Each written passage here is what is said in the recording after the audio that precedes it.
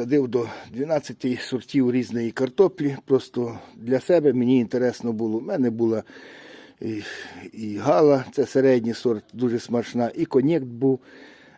Та різні сорти, і орла була, і прадо було, коломбо був, багато було. А тепер, звичайно, і Ред Соня, і Ред Леді, і Скарлет, різні були. Картоплі, я вже їх і смак, бо сам їх готую, і смак знаю. А так, я би вам оцю на продаж. Біла роса, біла роса для себе могла бути і на продаж, вона непогана весь час.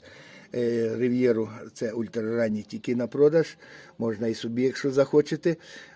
Вона сама краща з молодих, як викопаєте, не пожалкуєте. Це я розказую просто про картоплю. І картоплю різати, як я кажу, зразу, як ви в хату заносите, не ріжте.